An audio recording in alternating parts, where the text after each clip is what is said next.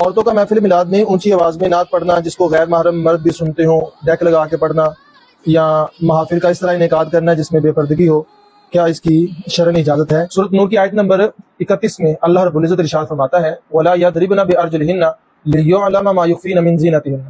اللہ رب العزت خواتین سے خطاب کرتے ہوئے فرماتا ہے کہ اپنے پاؤں کو زمین پر زور سے نہیں مارنا، لِيُعْلَمَ مَا يُخْفِينَ مِن زِينَتِهِنَّ، تاکہ جو تمہاری چھپی ہوئی زینت ہے وہ واضح نہ ہو جائے، وہ جان نہ لی جائے۔ مطلب جو دین عورت کو پاؤں بھی زمین پر زور سے نہیں مارنے دے رہا کہ اس کے پاؤں میں لگی پازیب کی آواز کو کوئی غیر سن کے تو اپنے دل میں کوئی غلط خیال نہ بٹھا لے، آپ اندازہ کریں وہ دین عورت کو کیسے یہ اجازت دے گا کہ وہ اونچی آواز میں نعتیں پڑھتی پھرے، تلاوتیں کرتی پھرے۔ یہ دھندا ہے شروع کیا ہوا، اس کی قطعی اجازت نہیں ہے۔ جو لوگ اس کو فروغ دے رہے ہیں بالکل گناہ کر رہے ہیں، یاد رکھیے گا۔ اور جو خواتین اس طرح بے پردگی کے ساتھ میک اپ کر کے اپنے آپ کو ٹیلی ویژن پر یا سکرین پر یا ایسی جگہ پر لے کے جاتی ہیں جہاں پر غیر محرم ان کی آواز کو سنتے ہیں، یاد رکھیے گا اس کی بالکل اجازت نہیں ہے۔ آپ اندازہ کریں کہ خواتین کو مسجد میں نماز پڑھنے سے روک دیا گیا۔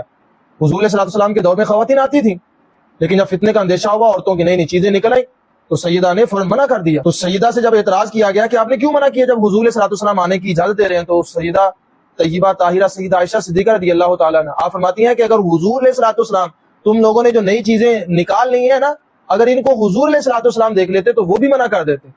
یہ بالکل حرام ہے اور آپ بجائے ثواب حاصل کرنے کے گناہ حاصل کر رہی ہیں۔ اپنے آپ کو اس سے بچا لیں۔ اس کے علاوہ عید میلاد النبی کے حوالے سے میں آپ کو اور چیزیں عرض کر دوں، یہ خواتین جو باہر نکل کے روڈوں پہ جاتی ہیں اس کی بالکل اجازت نہیں ہے۔ ذرا سا لنگر حاصل کرنے کے لیے آپ کس طریقے سے دھکے کھا رہی ہوتی ہیں بازاروں کے اندر، گلی کوچوں کے اندر۔ حضرت ام سلمہ رضی اللہ تعالیٰ عنہ، یہ مسند احمد کی حدیث ہے 27077، آپ فرماتی ہیں حضور علیہ السلام نے فرمایا کہ عورت کے لیے بہترین مسجد اس کا گھر ہے۔ تو آپ اندازہ کریں جو دین عورت کو نماز پڑھنے کے لیے مسجد سے باہر نکلنے کی اجازت نہیں دیتا، وہ کیسے اس کو اجازت دے گا کہ وہ باہر یوں رات میں لوگوں کے سامنے ہاتھوں کو پھیلائے اور لنگر حاصل کرنے کے لیے یوں دھکے کھاتی پھرے، مرد و زن کے اندر وہ گھستی پھرے؟ کیسے اس کی اجازت دی جا سکتی ہے؟ جو لنگر تقسیم کرنے والے ہیں وہ بھی اس کی طرف غور کریں، صرف وہی اپنے لنگر کے سسٹم کو اس طریقے کا کریں کہ وہاں پر کسی عورت کا داخلہ جو ہے اس کی اجازت نہ ہو۔ اور اگر آپ کو اتنا ہی شوق ہے خواتین کو کھلانے کا تو ان کے لیے باپردہ انتظام کریں، جس کے لیے تقسیم کرنے والی بھی خاتون ہو، کسی طرح سے کسی بھی مرد کی وہاں پر نظر بھی نہ پڑے، آواز بھی نہ جائے۔